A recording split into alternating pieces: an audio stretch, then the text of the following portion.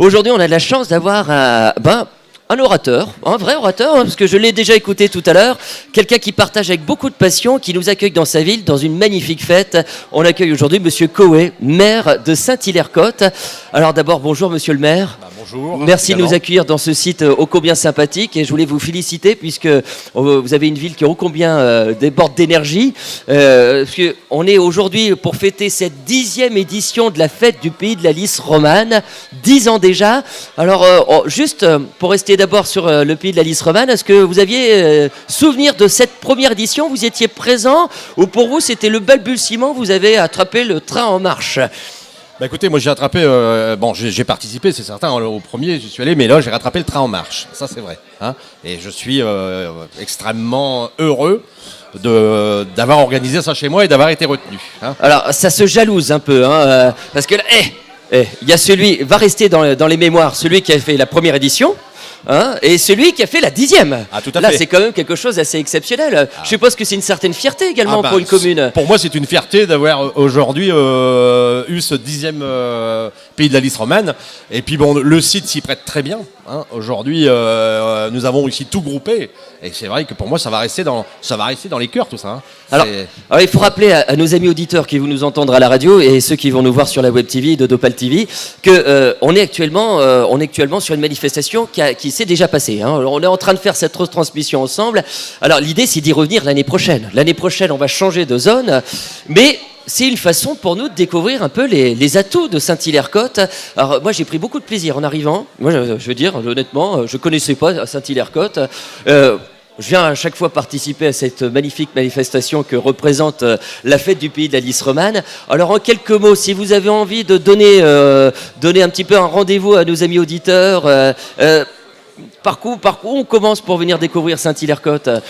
Par où on commence? Déjà, on a pas mal de points de randonnée ici qui sont à Saint-Hilaire-Côte, ici à la place des écoles. Et nous avons aussi un patrimoine très riche dans notre commune. Très très riche et qui sont à disposition en mairie. Nous avons des petites brochures. Et je pense que dans l'avenir, même assez rapidement, nous risquons d'avoir un livre qui va sortir sur notre vie communale, c'est-à-dire qui est très riche en patrimoine, en fait. Voilà, rien que sur la ville. Alors, on fait partie d'une zone, parce qu'il faut rappeler que Dopal TV est diffusé un peu partout, hein, pas forcément sur le secteur du pays de la Lys romane. On est ici sur le cœur d'un secteur entre Lillers et Isbergues, hein, qui sont les deux plus grandes villes qui représentent ce pays, qui représentent deux communautés de communes, hein, qui partagent cet événement, la fête du pays de la Lys romane. Et on a la chance d'avoir un office de tourisme ô combien dynamique. Et on part à la découverte de 4 coins de ce pays de la Lys romane. Alors on a organisé un grand jeu concours avec cet office de tourisme c'est une merveilleuse enquête, un rallye. On a tous fait ça à un moment ou à un autre avec les copains, la famille, rentrer dans une voiture, aller chercher après un trésor ou une enquête. Et l'originalité, c'est que vous avez les deux. Et vous avez 2 épreuves. Une épreuve aujourd'hui, la première épreuve, c'est de libérer le père. Donne à vue, je sais plus exactement. Le père de vue. Ouais, j'ai un peu patois, hein. J'ai père de vue, ma garçon. J'ai père de vue, ouais. On peut parler patois si on veut. On peut parler patois. On est chez nous. C'est le père de vue. Le père de vue, il est enfermé. Et c'est pas une plaisanterie. Il est enfermé. Et peut-être, le jour où vous allez voir la diffusion de cette émission, peut-être qu'on l'aura pas encore libéré. J'espère quand même. Hein. J'espère, personnellement j'espère.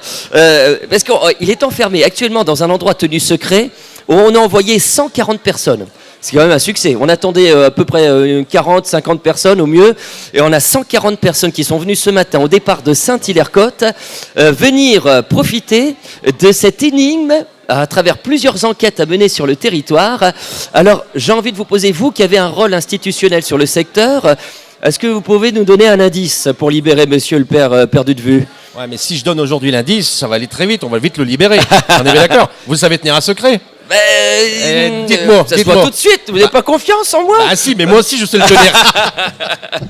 Alors, non, sincèrement, vous savez où il est enfermé, même sans nous dire. Hein. On vous a mis dans la confidence ou pas? Ah non, ils m'ont rien dit du tout. Ils vous rien, même le maire. Même moi, je ne sais pas. Vous vous rendez compte? C'est même pas normal en fait. C'est incroyable. Même le maire de Saint-Hilaire-Côte, il sait Ah pas. non, ils n'ont pas d'où voulu. qu'il est. Ils n'ont pas voulu dire. Ils n'ont pas voulu. Ils n'ont pas voulu. voulu.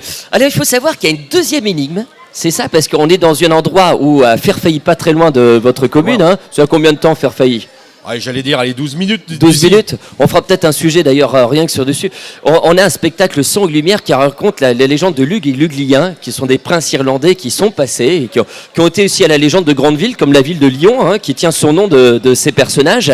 Et on reste un spectacle magnifique qui a lieu tous les ans. Et il faut savoir qu'il y a un deuxième trésor à trouver. Il faut libérer le père, le perdu de vue. Et il faut trouver également une énigme qui permet de trouver ce trésor qui serait l'une des larmes qui correspond à cette légende. Et ce trésor est un vrai trésor. C'est-à-dire que c'est un vrai bijou. C'est ça qui est incroyable. Donc si on a des amateurs, parce que là, au contrario du perdu de vue qu'on va essayer de libérer dans la journée, mais à contrario, le trésor, lui, va perpétuer. C'est-à-dire que tant qu'il n'y a personne qui a trouvé l'énigme à ce trésor, on ne va pas dévoiler le trésor, ni le lieu. Ça peut durer des mois, peut-être des années. Peut-être qu'il y aura des générations complètes qui se partageront cette énigme, mais peut-être qu'un jour, on trouvera. Donc vous aussi, si vous passez dans les environs du pays de la Lys romane, entre Lillers et Isbergues, à Saint-Hilaire-Côte, venez participer à cette fameuse énigme proposée par l'Office de tourisme du pays de la Lys romane. Alors cette 10e édition se passe extrêmement bien. On a déjà vécu beaucoup de sentiments. Si on peut faire déjà un premier bilan avec vous, monsieur Lebert. Ah bah écoutez, pour moi, ça se passe extrêmement bien. On voit énormément de personnes qui se sont déplacées aujourd'hui. Quand on voit aujourd'hui dans la randonnée des personnes qui viennent de Fruges, etc., donc ça veut dire que ça a une très grande importance à travers notre pays. Donc on valorise, j'allais dire, notre patrimoine à travers cette fête. Ouais. Et je le répète, je suis aujourd'hui très heureux d'avoir été la personne qui participe au 10e anniversaire. C'est ça, c'est un anniversaire. C'est un anniversaire, j'allais dire. D'ailleurs, il y a les bougies qui sont prévues. J'ai les bougies. Le gâteau, il risque d'arriver, mais je ne sais pas comment. On a tout. Je ne sais pas si vous avez vu, l'enceinte est quand même bien sécurisé. Ouais. Donc voilà. Alors il y a beaucoup d'équipes, de vos équipes, d'équipes municipales. J'ai vu le comité des fêtes de Saint-Hilaire qui était en pleine action. Il y a un grand repas bien traditionnel avec une bonne carbonade flamande dominicale, avec des bonnes frites bien accompagnées, avec une bonne tarte au libouli qui accompagne tout ça. Bref, on joue la tradition à fond, mais ça a mobilisé vraiment toute la ville. Ah ben ça a mobilisé énormément de personnes, ça c'est clair.